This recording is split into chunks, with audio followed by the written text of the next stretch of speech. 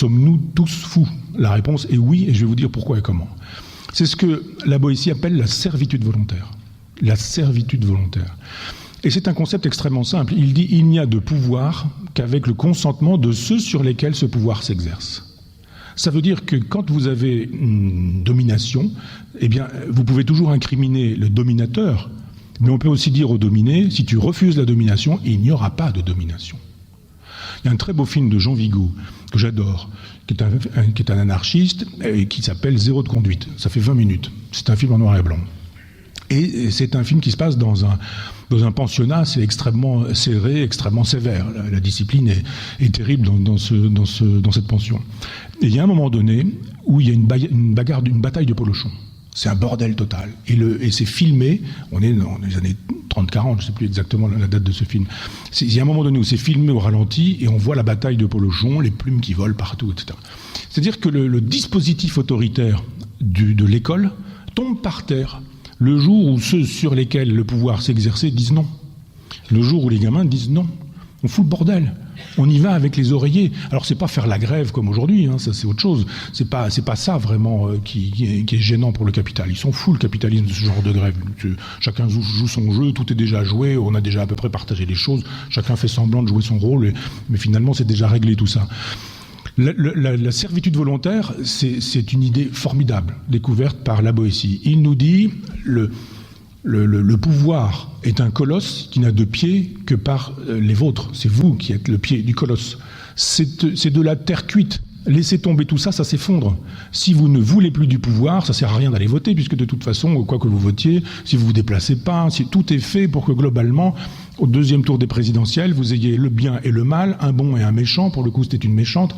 Donc on se dit, mais qu'est-ce qui fait qu'on a fabriqué du consentement comme ça, au point qu'on nous dit, allez, vote connard, comme disait Léo Ferré. Vote connard. Vas-y. T'as le choix entre blanc et blanc. Et tu n'auras pas le choix entre autre chose. Tu auras un candidat qui défendra l'Europe, l'euro, le libéralisme, etc. Et si tu penses par toi-même et que tu te dis c'est un peu bizarre ce truc, quoi, quand même, pourquoi ça sert à quoi que j'aille voter, puisque finalement on nous dit que c'est lui qui sera élu, on a éjecté des gens, on a trouvé que Fillon sentait mauvais, mais il sentait mauvais comme beaucoup sentaient mauvais. Il y avait aussi chez Mélenchon matière à faire exactement le même type de procès que pour Fillon. Pourquoi est-ce que la presse... Étonnant, hein. La presse a aussi fait ce procès à ce monsieur juste pour dire toc toc toc, on écarte cela et puis on arrive sur un truc très bien puisqu'on a le blanc, le noir. Votez le blanc, on n'allait pas voter pour le fascisme et pour le retour de Radour-sur-Glane. Les gens qui disent non, on n'y va pas, on a compris, on va plus voter, on dit peu importe, cause toujours, tu m'intéresses, tu vas pas voter, va pas voter. Il y en aura de toute façon assez pour que ce soit ce que le système a décidé que ce sera. Ce sera ça, et rien d'autre. Donc quiconque veut penser par lui-même ne le peut pas, ne le peut plus.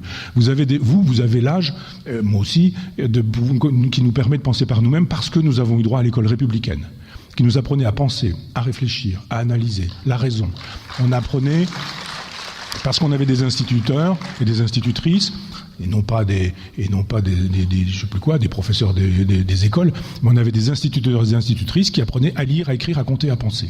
Et mon père, qui est allé peu de temps à l'école, ne faisait pas de faute quand il faisait une rédaction, connaissait 1000 choses de la poésie, de la géographie, de l'histoire, etc., parce que l'école fabriquait des individus raisonnables.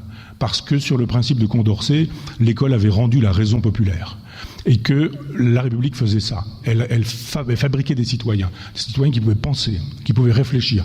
Aujourd'hui, un enfant passe plus de temps devant son écran que devant son instituteur. Quand il est devant son instituteur, la plupart du temps, on lui met un écran devant le nez.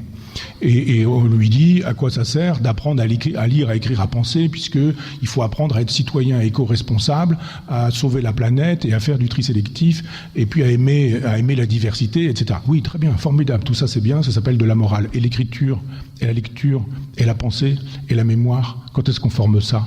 Donc on ne fabrique plus des individus qui pensent, on fabrique des individus qui opinent du chef. Et on a aujourd'hui des adolescents qui disent « mais moi je pense par moi-même ». Et qui disent, mais qu'est-ce que c'est que ce propos raciste, ce propos islamophobe, ce propos transphobe ou je ne sais quoi? Parce qu'ils ont l'impression qu'en régurgitant ce que la pensée dominante leur dit, télévision, médias, presse, etc., ils pensent par eux-mêmes. Mais ils ne pensent pas par eux-mêmes. Ils sont dans une logique qu'on appelle le psittacisme, c'est la répétition du perroquet. Ils disent exactement ce qu'ils entendent. Il n'y a pas un gramme d'esprit critique. Comment peut-on avoir de l'esprit critique quand toute la journée Les journaux, la presse, la radio, les gens qui vous écoutent, les dominants, etc., vous tiennent le même discours en vous disant ce qu'il faut faire, ce qu'il faut croire, ce qu'il faut manger, ce qu'il faut penser, ce qu'il faut porter comme vêtements, ce qu'il faut chanter, ce qu'il faut aimer comme musique, ce qu'il faut, etc., etc.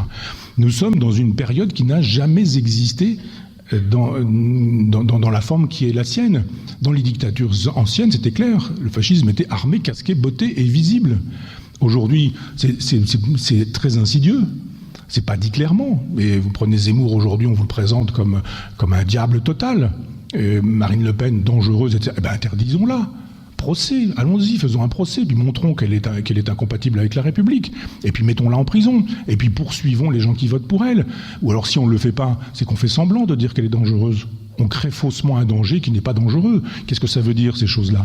Si vraiment les gens sont dangereux, on le prouve, on le montre, et puis on a une police, on a une justice, on a des prisons, on enferme les gens dangereux. Et les gens qui seraient dangereux pour la République et pour la démocratie, enfermons-les. Je suis pour.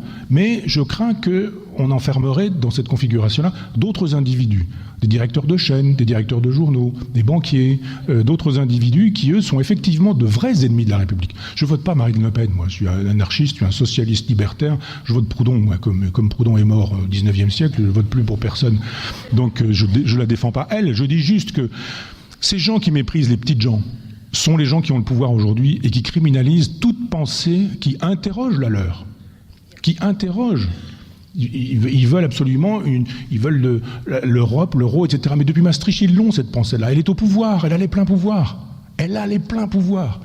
Est-ce qu'on n'a pas le droit de dire, au bout d'un certain temps, comme avec le bolchevisme, il y a un moment donné, on peut dire, bon, ça marche pas trop quand même, le communisme. Vous avez vu quand même le goulag, les barbelés, etc.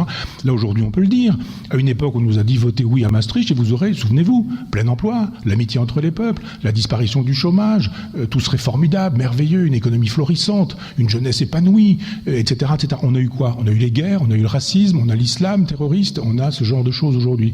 Est-ce qu'on ne peut pas dire les usines qui ferment, les bassins d'emploi qui s'effondrent, la criminalité, la délinquance qui augmente, les prisons qui explosent et toutes ces choses-là. Ça fait un quart de siècle d'un système dont on nous a dit qu'il nous apporterait la paix et la prospérité. Est-ce qu'on n'a pas le droit de dire à un moment donné, ça marche pas votre truc?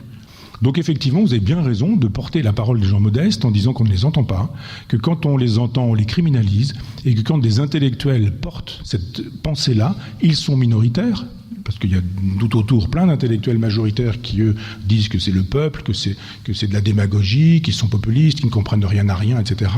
Il faudrait de nouveaux Bourdieu, mais à l'époque de Bourdieu avait eu le temps de sortir et d'exister. Aujourd'hui, ça n'est plus possible. On ne permettra plus que des individus puissent dispenser une pensée critique, ou du moins inviter à la pensée critique, parce qu'aujourd'hui, on a fabriqué du consentement.